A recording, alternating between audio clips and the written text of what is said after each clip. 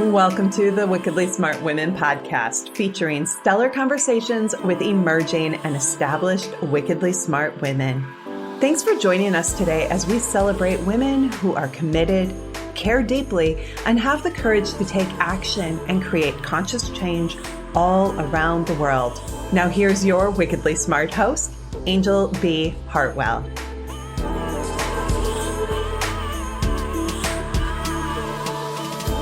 Welcome to another episode of the Wickedly Smart Women podcast, where we celebrate wickedly smart women and provide our listeners with a wealth of wisdom, along with immediately actionable steps to be smarter, spunkier, and more successful in their impact and their leadership. This is your host, Anjel B. Hartwell, and today we welcome our special guest, Jenn Drummond.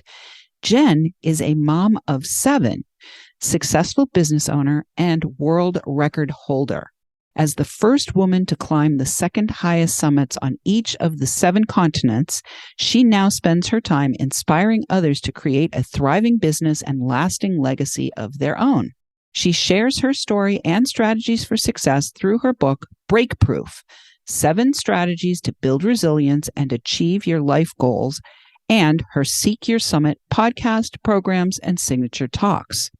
Learn more about how she elevates devoted and determined entrepreneurs to go beyond a life of success to a life of significance. Welcome to the show, Jenn. Thank you for having me today. Oh my God, I am so delighted to have you. You are quite the shero. 7 children. That alone is a shero right there, right? Yes. So, yes. All right, Jenn. The crazy story about the 7 children is that I struggled with fertility issues. Wow. So I had years of monthly reminders that my body couldn't do what it was designed to do. And then finally met a doctor that shifted everything for me. And I had embryos, considered them life. And 7 children later, here we stand. Oh my goodness. Did you have 7 all at once, or did you? No. Thank goodness. Yep. Yes, okay. thank goodness. All right. Beautiful. Well, congratulations on that. So Jenn, let's talk about you. I mean, were you always a high achiever even when you were a small child, or did your passion for creating a really highly visible life, I mean, going to the top of every second highest mountain that's high, right? You're highly visible. You're up there. So tell us a little bit about your background. Yeah, no. So I was definitely a motivated human, even at a young age. I played sports. I was concerned about my grades. I did well in school, like all that stuff. But I would say before the accident, I was definitely maybe running on a fear tape, a fear of not having enough, a fear of like being able to retire or provide for my family, or, was it enough? Was it enough? Was it enough? I would say after the accident, I learned how to surrender and accept what is and still achieve at a high level. So I think the accident happened for me, not to me. And it really allowed me to breathe deeper and do big things. Well, we didn't talk about an accident in your bio. So let's talk about that. What accident? What happened? When did it happen? And what were the results of other than, decoupling from running on the fear program?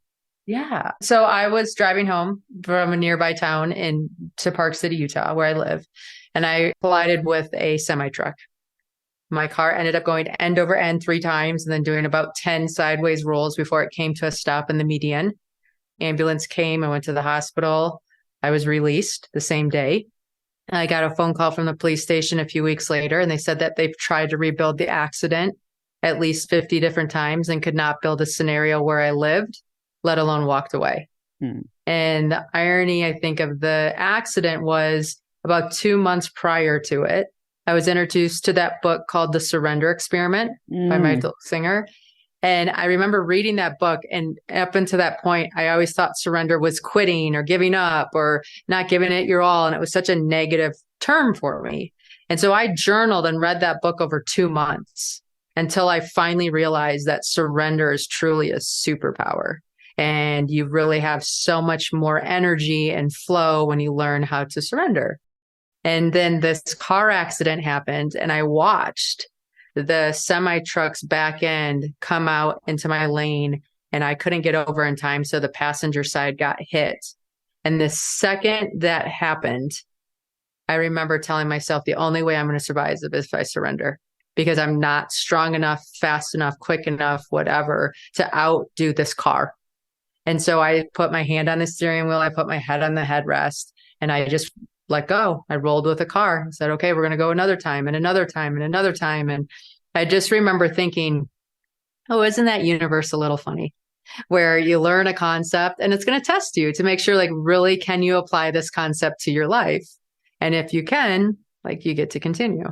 Fascinating. Well, it's interesting because I had a friend a long time ago, and her partner, one day I said the universe was testing me, and her partner was this very quiet person. Very rarely did she say anything, but when she did, it was like really profound.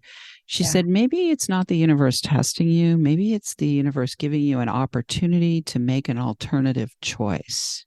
And so what I'm hearing there is, in your case, you literally were in the most fear-inducing experience you could possibly imagine, right? And the choice was to stay with the fear tape or to surrender. So I'd love to have you speak a little bit about where you think the fear tape came from. Was it societal? Was it cultural? Was it familial? Was it gender-based? Like, where do you in your own life have awareness of where that fear tape was installed? Yeah, I mean, I think it was a combination of all those things that you said. An interesting point in my accident was I was hanging upside down from the car, and a guy came running towards the car, and he was yelling, "Are you okay? Are you okay?" And I could hear it, but I wasn't really registering that he was talking to me. And then he peeled back the windshield because it was cracked into a million pieces. And when he peeled back the windshield, he looked at me and he goes, "Are you okay?" And I looked at him and I'm like, and my head's thinking, based on his facial expression, I'm not okay. And right now I'm too afraid to look at my body based on what I'm seeing. And so then I closed my eyes and I wiggled my fingers and toes. I said out loud, I can feel my fingers and toes. I can feel my fingers and toes. I'm going to be okay. And I bring that story to life right now because it's a story I come back to on a regular basis. If I'm feeling overwhelmed or exhausted or run down or whatever that is, I close my eyes and shut out the exterior world and connect back to my body. And I'm like, am I okay? Actually, I'm okay. So anything that's being told to me different is a story or a tape or something that I'm playing in my head. And now I can get curious and question it. And so I think a lot of times when we're looking outside of ourselves for validation, we're not always going to get what we desire. But if we can learn how to close that down and look into our authentic selves, we'll have the truth. Beautiful. Sounds to me also like the accident there was a lot of divine intervention that might have happened there as well. So I don't know what your relationship is with divine or the divine intervention. I've had plenty of divine interventions in my own life. I'm curious if that was something that was a moment where you had a spiritual awakening, or whether you were already kind of spiritually aware and awake and in communion with the divine. Yeah, I would say that was my second near-death experience. My other one when I was younger. And it would, like, I think, I'm saying this universe, but I have a new way. Okay, like, so understand. At that time, I lost track of that. Right. And so then it was maybe not necessarily a spiritual awakening for me, but maybe a spiritual deepening to remind myself that I'm just a vessel to carry out a greater plan. And so to stop getting in the way of my own self and what I'm capable of and what I'm here to do. So I definitely believe there's a higher force that utilizes us to serve one another. And sometimes I just forgot.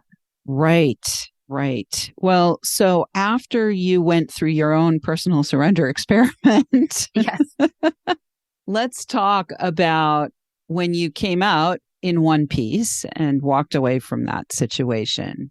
What did you then need to do internally to really anchor in that surrender was key to what happened there?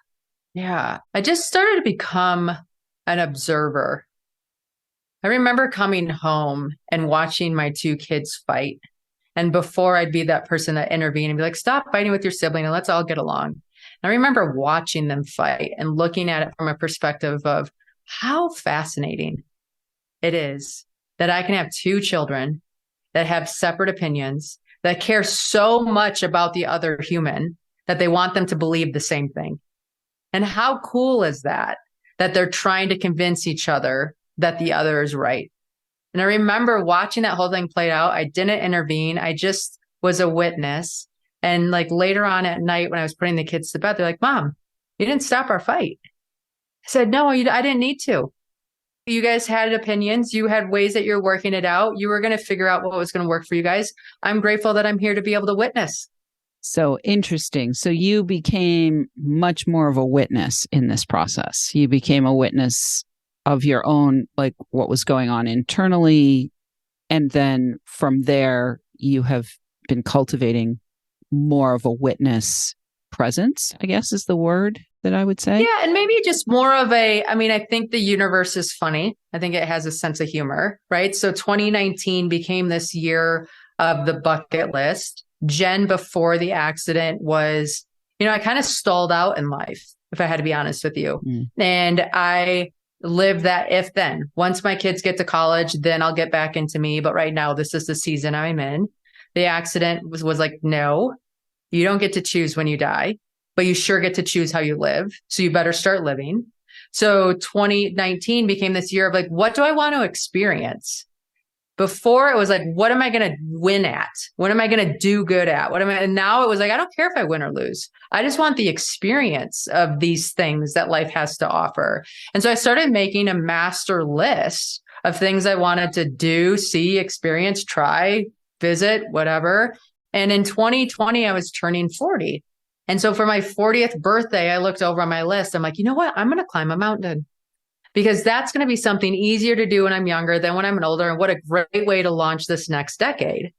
So I asked some friends that were into mountaineering, if you could climb one mountain in the whole world, what mountain would you climb? They said, Ama de Blanc. I had never heard of it. They're like, it's the Paramount Pictures logo. So every single time you go to a movie, the rest of your life, that's by Paramount, you're gonna be like, I climbed that mountain. I'm like, perfect. I'm going to climb Ama de Blanc. Well, 2020, if we all recall in the beginning, COVID enters the scene. So now I'm not climbing any mountain. And in fact, I'm a homeschool teacher to 7 children because school's all shut down.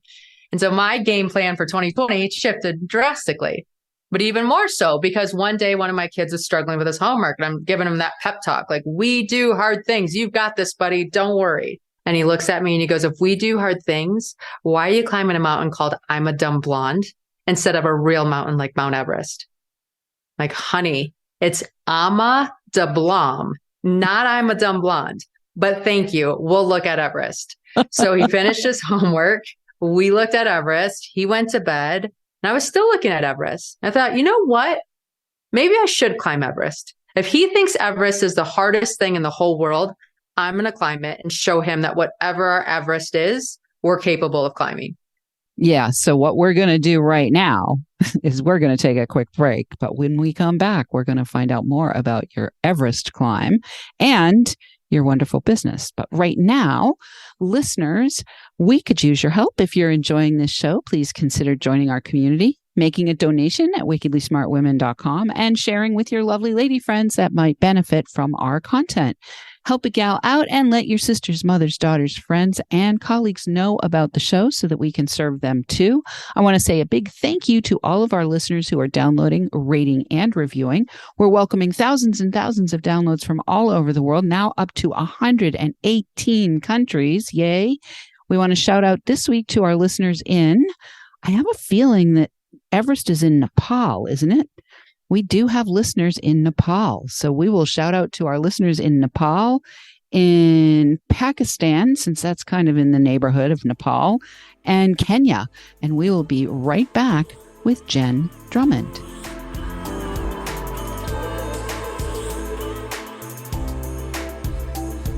The Wickedly Smart Women podcast is brought to you by the Wealthy Life Mentor. Women, are you on the edge knowing that life is calling you to make a change? Are you ready to be part of the evolution of what it means to be a wickedly smart woman, creating your wealthy life by design? A life that is an extraordinary work of art. Anjel B. Hartwell, the Wealthy Life Mentor, is hired by women in transition. Women just like you who want to break through to their brilliance, become clear on the value of their wisdom, and embody a beauty-filled, balanced life of shameless self-expression. Discover your wealthy life readiness by taking the quiz at quiz.wealthylifementor.com.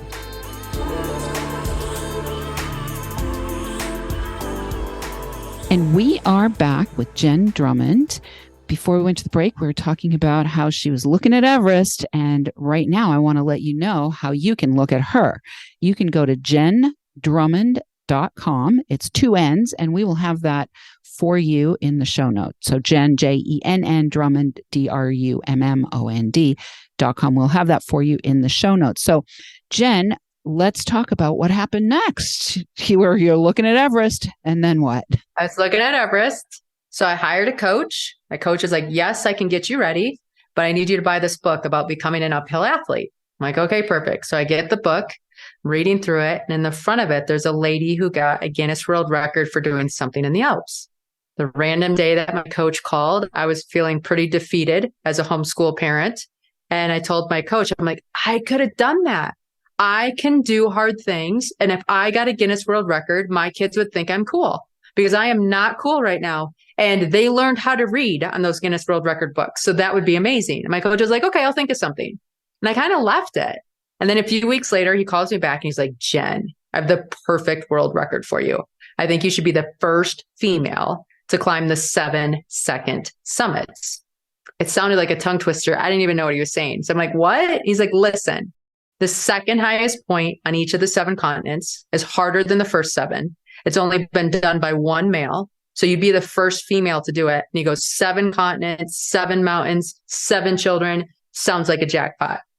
I'm like, it does. I've never slept in a tent before, but let's figure it out. And so that's how it started. Oh my God. Well, you are pretty fun and pretty amazing that you went for 7 mountains on 7 continents with 7 children back at home. Yeah, that is like, isn't that the slot machine thing you want to get? The 777. That was a win. Amazing.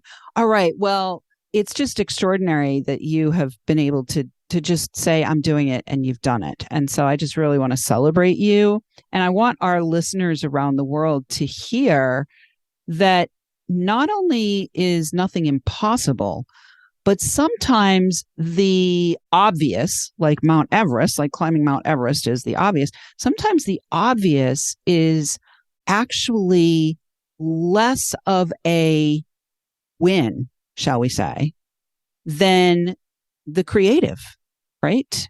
Because in your case, it was this decision to do 7 second highest peaks rather than go do Everest. So I love that. So Jenn, let's now talk about what inspired you to start your own business, because you've got 7 kids. You've now scaled 7 mountains on 7 continents. Now you've started your own business. Let's talk about that. Yeah. So I was in college and I did an internship at a furniture company near my school. And I helped employ 200 temporary labor people. And we could not make this chair for office furniture fast enough. So we asked these people to come in on weekends, stay extra hours, do all this kind of stuff. And then Y2K happened. And all of a sudden I went into the office and they're like, we need to get rid of the 200 people that you've been begging to come in to work every day. And I have no idea to this day why I didn't just quit. I was a college student. Like, who cares? Like, quit and say goodbye and walk on. But no, I stayed and I helped have conversations with these people who cried and said they missed events and didn't do things and blah, blah, blah, blah, blah. And were begging for this job that we couldn't let them have. And I just remember making a promise to myself at that point that I will never work for somebody because I don't know how not to give it 100%. And if somebody else is responsible for whether I have a job or not, I just couldn't do it because of what I went through. And so I knew I was going to be self-employed or have a company at some point because of that experience. Yeah, beautiful. Well, so what inspired this particular company? I mean, obviously you wrote the book, you wrote this beautiful book. We can talk about the book as well. What inspired you to write the book? And I'm guessing that the book and the company kind of go together like peanut butter and jelly, right? Yeah. So I kind of two different things. So first of all, I have a company that I own the business, hired myself out of a job that is running payroll for me. I got into climbing. Halfway through my climb, I was encouraged to write a book and to share my experiences from the mountains. And it amazed me when I was climbing the mountains, how similar climbing a mountain is to building a business. And so what I do in the book, BreakProof, 7 Strategies to Build Resilience and Achieve Your Life Goals, is I take you to each mountain and on that experience. And then I extract a lesson from that particular mountain that you will probably encounter if you're building a business or have a big goal in front of you personally. And so then I bring you back and forth to those 2 environments so that when you hit that obstacle, I knew this was coming. Okay, now I know what to do, or this is normal, or here's something to think about. And how can I continue to go forward and have that resilience to bring your idea to life? Beautiful. I love it. So in the book writing process, you also have now become an author, which is you just keep making all these rites of passage, Jenn, which is really wonderful. In the book, which mountain is your favorite, or which lesson is your favorite? I think the lesson that's my favorite, probably because of the one I need to use the most, is big mountains take big teams. I think a lot of times we set these big goals for ourselves or whatever, and then we're the only one carrying the gear up the mountain, or we're the only one doing the climb. And when you get into big mountain environments, you realize there's a lot of people that are involved to make that mountain safe for me to be able to climb. And it's broken up into pieces so that I can take one day at a time and get to the top. It's not this big sprint that's a marathon type deal. So I go on to that lesson a lot. Anytime I start getting exhausted or I start trying to compromise on my goals, I pause now and say, oh, wait, am I taking on too much? Is there somebody else that can help me? I don't think this means I need to stop. This just means I need help. Well, I love that idea of pausing too, Jenn, because I think that so many visionaries who have big, big ideas, often, wickedly smart women, we're wickedly smart. We think, I've done it myself. I'll out myself. We think, I'm smart enough to do that. I'm smart enough to do that. But the challenge is that we end up burning ourselves out. Yeah. And so how do you know internally, like what's your signal that you need to take a pause? I get grouchy faster, right? And I think all of us have our own little thing that we realize. I know when at the end of the day, I'm cleaning out my toothbrush drawer, that means my body's been going and going and going, that it doesn't remember how to wind down. And so there's just little things that I'll start noticing about myself. I'm like, oh, I'm cleaning the toothbrush drawer. I need to meditate, or I need to do yoga, or I need to get outdoors, because I need to remind my body that we need momentum in the pause, not just momentum in the build. Beautiful. And so what I'm hearing there is that you also are really sensitive to what your body requires in order to be thriving. And so the pause is more of a mental pause, it sounds like to me, that gives you the opportunity to care for the body that is actually, producing whatever is getting produced. Am I hearing that correctly? Yes, most definitely. My body is the one that, our minds can run 1,000,000 miles a minute. Our bodies are not designed to go that fast. And so anytime I get out of sync, it's because I'm moving too fast for my body to keep up. And so then it's like, okay, how do I wind this brain down to be able to be in my body and have this body experience? Beautiful. And I would imagine from all of those climbs, because obviously being outdoors, climbing, it's all body related. I would imagine from all of those climbs that actually also supported you to become exquisitely more present and what's the word I want? Methodical. Would that be a fair thing to say? Yeah. It's funny. People go to the mountains sometimes to conquer them, and you can see that personality there, right? And I was to the mountains to experience them and be with them. I feel like the mountains are very feminine in nature.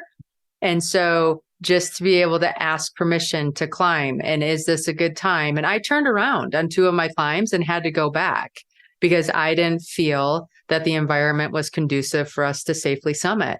And so it's just learning how to tap into that feminine side and understand that feminine energy mixed with the masculine is almost unstoppable.